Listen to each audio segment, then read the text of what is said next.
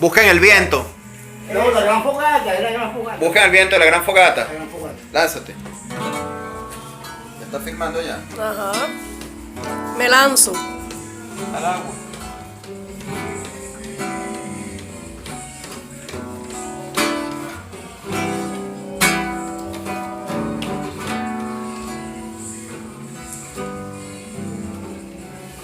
¿Cómo quedó yo? En el viento, ¿Y cómo quedó yo? Azul. Muy bien. busca en el mar. Algo que un día te ayude a despertar.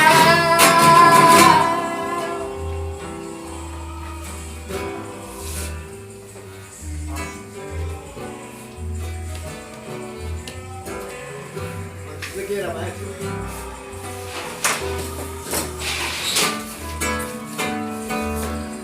Para el amante, el texto, o sea, el cuerpo, es un frágil pacto de quietud que su deseo desbanda en una serie infinita de acoplamientos y separaciones.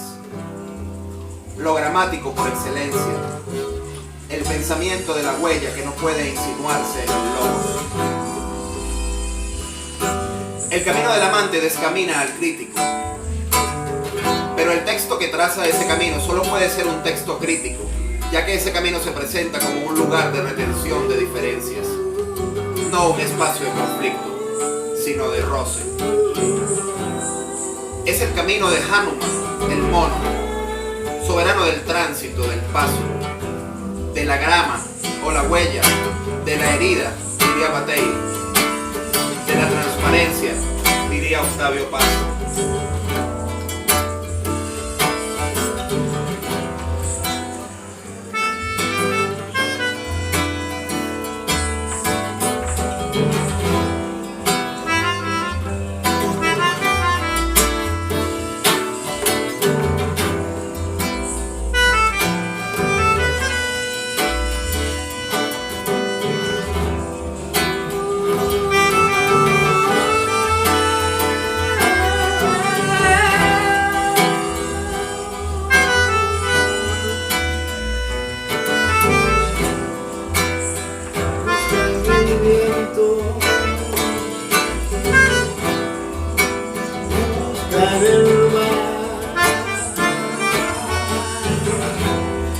Algo que un día te ayude a despertar.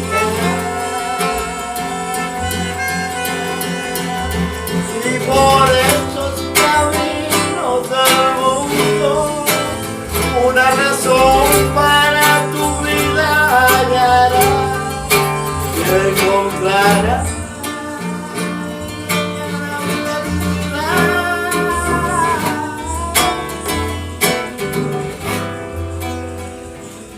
Si allá se disolvía la vida, aquí se levanta la obra. Gracias a esa memoria involuntaria que será su mecanismo fundador. El engranaje de esta secuencia estaría garantizado por la curiosa y irremible metáfora proustiana, un término que recubre a todas esas figuras que hinchan y se apoderan de los ejes de selección y sustitución de la lengua.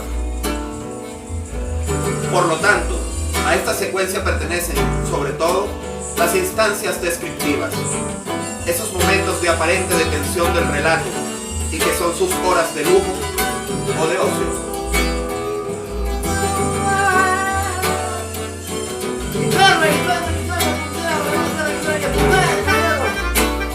Si no me lo digas.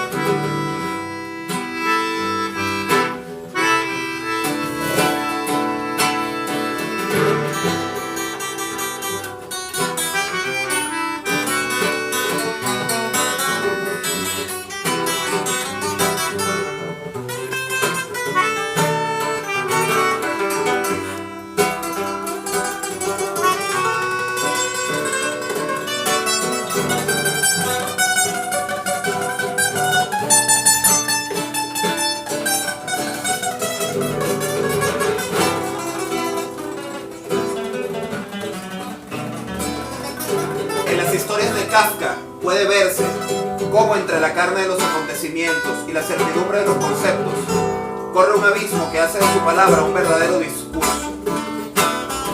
La posibilidad de comprender el arte de Josefina radica en mirar ese abismo, esa distancia irreductible entre una cosa y la otra, el vértigo extremo del trapecista entre dos barras y nunca más una sola.